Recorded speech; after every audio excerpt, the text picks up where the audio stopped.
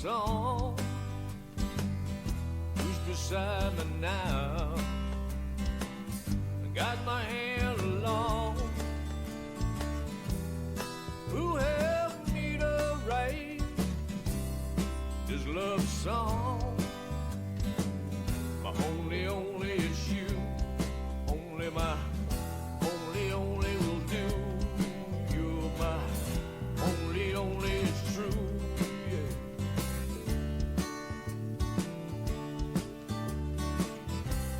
And who instills in my heart sweet inspiration? Only it's you. Who's my muse in the dark? Hey, how you doing out there? This is Bob on Bob's Blues and the News, coming to you directly from Atlanta, Georgia, just off the cuff, giving you my 3 cents. That's a little tune I just completed, and probably we will release in the next 3 or 4 weeks. My only. So look out for it. It'll be under probably Jeter and the Jets, which is a little band I use. So I'm producing and recording music all the time. Among my other hobbies and duties and responsibilities. And this podcast I took on, as a responsibility, but it's more than a hobby. I guess it's more than a hobby. I do make a few pennies on it, and I feel like I'm obliged to do it, simply my own sanity, to make sense of what's going on in this crazy world. Maybe to be some kind of recording of the history we're living through, because it's very unique. They say history repeats itself, but maybe not the same way exactly. We're not the same characters, but there's a repetition. Yeah, I got a reputation. We all got reputations, but it's a repetition of certain things that happen that are similar, like wars. You have a period where people become very prosperous and they get lazy, and then a lot of other people start thinking too much and come up with a lot of crazy ideas, and the world starts going downhill after people saying, we don't need our traditions, we don't need to believe in God anymore, let's just do what the hell, whatever we want to do, we'll do it.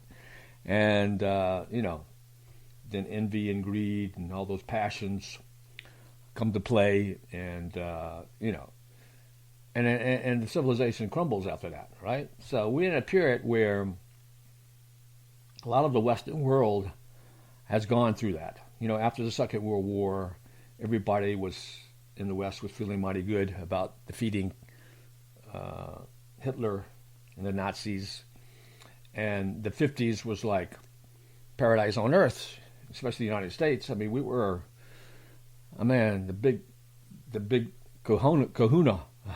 Nobody could compete with us.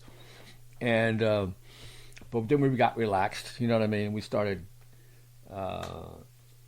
putting down our traditions and starting to flirt with communism and socialism and woke philosophies.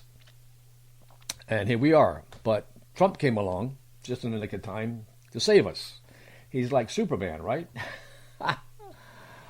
Look up in the sky. It's a bird. It's a plane. It's the Orange Man. History hasn't been written yet about the Trump era, but he will definitely be in the history books. And so far, he's done a lot more good than he's done wrong. So today, what's going on today? And, anything that happens in the world today usually has some kind of implication that affects the United States, or how the United States affects all the other parts of the world, because everything Trump does, it has repercussions. If he sneezes, they hear the sneeze over in Beijing, in China, and they're hearing Trump right now in Iran. And he's doing more than sneezing. He's bringing his whole Navy and military over there, a lot of it anyway. I mean, it's a lot of ships. I know there's one aircraft carrier in place already, the Abraham Lincoln, well named for what's going on, because we want freedom, right? Abraham Lincoln was known for freeing the slaves. Well, maybe the aircraft carrier will be known for fleeing the oppressed people in Iran, who are like slaves to the mullahs. So yeah, so we got that going on, and I've been following that probably too closely. I mean, I don't see it too much like I said, I don't see it too much on the legacy media, at least the media I watch, but I follow it on a lot on YouTube with our podcasters who talk about it. And, we've been thinking, well, maybe it would happen, 2 weeks ago, but it didn't happen. And because Trump said, I'm lock and loaded. But, it takes a time to get things in place. And I think after listening to another podcast on YouTube from this guy who used to be a head of Israelis special forces, and he says a lot probably going on the ground with the CIA and the Mossad to help the protesters, and that the United States probably wants, the regime to collapse internally, more so than them going full speed ahead and kinetically attacking them. Even though you would think they would have to use all these resources they have now in place, but I guess it's to protect their bases and all as well in the Middle East, because the United States are still have a lot of bases in the Middle East, and Iran still has missiles. I don't think they have much else. I don't think the defensive system is up anymore. I mean, Israel destroyed their defensive system. Of course, the Russians probably gave them some more, equipment to defend themselves. I don't know how good it is. China's involved too, so to a certain degree. But Russia and China, they're having their own problems. I mean, there was a coup attempt in China the other day with a couple of generals. I think Xi Jinping put it down, but there was something going on over there. And then Putin's got the war with Ukraine still going on, and he's not doing very well with that. So they have their own problems. So I don't know if they want to get totally involved with what's going on between Iran and the United States, even though there's a lot of blustering going on, and Iran is saying, yeah, we're going to have, because the United States is they're saying they're doing practice drills over there, just in case they have to attack. Well, Iran said, well, we're doing the same thing, but we're going to do it with Russia and China. We're going to have military movements to practice in case there's an out-and-out war. So it's a lot of posturing going on. A lot of, calling names back and forth. But Trump said, I'm going to give you one last chance. We come to the table or else. And, of course, they don't want to come to the table because they know the absolute, right? I mean, they were put on this earth to bring the 12th Imam, and that's their purpose in life, and they're not going to change their purpose, no matter what, So either the regime goes down from action internally, if there are maybe hidden forces at play, maybe there are generals or military people who have left the regime, deserted the Ayatollah and gone over to the other side. Maybe they are positioning themselves to take over the regime. And of course, I'm sure the United States would prefer that to happen eternally, even though it seems like it's very hard if you have all these people being killed and they go out and protest with nothing but their bare hands, and of course they get slaughtered.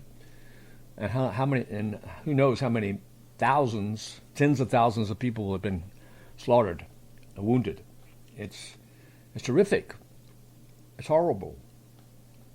Because Iran is not like these other Arab countries. Some people mistakenly think that Iran is like Saudi Arabia or Qatar or UAE or something like that. I mean, the Persians are a Western oriented people who have a long history. Of course, there are Arabs in and other ethnic groups as well in Iran, but the Persians themselves are very modern, thinking kind of people. In fact, the last Shah wanted to modernize Iran.